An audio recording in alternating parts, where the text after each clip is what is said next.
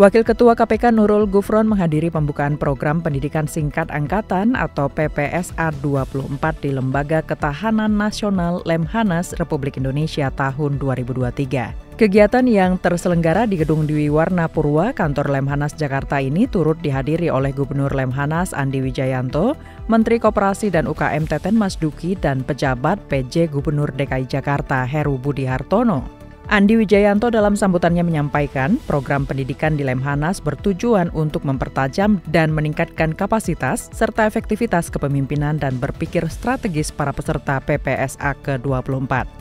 Untuk PPSA Angkatan ke-24 tahun anggaran 2023 Lemhanas RI diikuti oleh 80 orang peserta yang terdiri dari Kementerian 7 orang, Lembaga Negara 11 orang, Organisasi Kemasyarakatan 1 orang, Badan Usaha 3 orang, TNI AD 19 orang, TNI AL 8 orang, TNI AU 9 orang, dan Kepolisian 22 orang.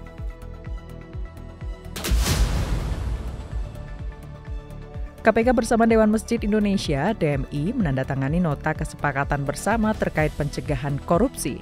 Dalam kesempatan ini, Wakil Ketua KPK Nurul Gufron mengatakan kegiatan penandatanganan dengan DMI tersebut sebagai bentuk kerjasama dalam upaya pemberantasan tindak pidana korupsi, khususnya di lingkungan masjid dan musola.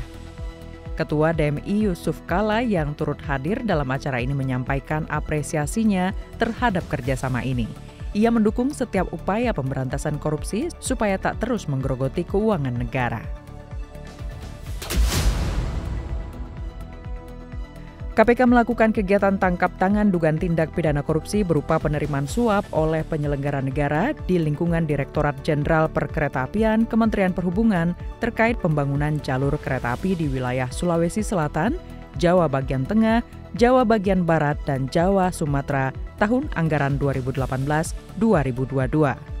KPK mengamankan sejumlah barang bukti berupa uang sebesar 2 miliar 27 juta rupiah, 20.000 dolar Amerika, kartu debit senilai 346 juta rupiah, serta saldo pada rekening bank senilai 150 juta rupiah, sehingga secara keseluruhan setara sekitar 2,8 miliar rupiah. Setelah dilakukan pemeriksaan, KPK menetapkan 10 orang sebagai tersangka, yaitu DIN, Direktur PT IPA, MUH, Direktur PT DF, YOS, Direktur PT KA Manajemen Properti, PAR, VP PT KA Manajemen Properti sebagai pemberi, serta HNO, Direktur Prasarana Perkeretaapian, BEN, PPK BTP Jabakteng, PTU Kepala BTP Jabakteng, AFF, PPK BPKA Sulsel, FAD PPK Perawatan Prasarana Perkeretaapian, dan SYN PPK BTP Jabakbar sebagai penerima. Prinsip integritas dan anti korupsi harus menjadi komitmen bersama antara penyelenggara negara dan pelaku usaha agar tidak terjadi permufakatan jahat yang melanggar ketentuan hukum melalui praktik-praktik korupsi.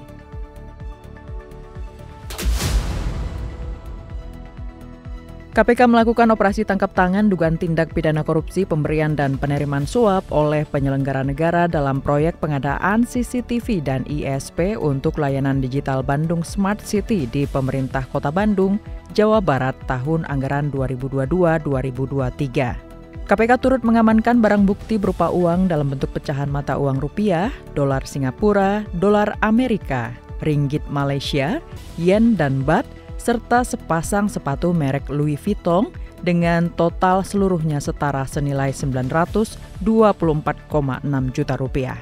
YM Wali Kota Bandung periode 2022 sampai dengan sekarang, DD Kepala Dinas Perhubungan Pemkot Bandung, KR Sekretaris Dinas Perhubungan Pemkot Bandung, serta BN, SE, dan AG dari pihak swasta ditetapkan sebagai tersangka.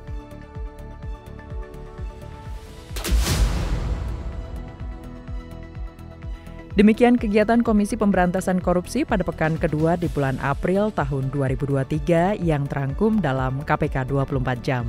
Dapatkan informasi selengkapnya melalui website kpk.go.id. Salam anti korupsi.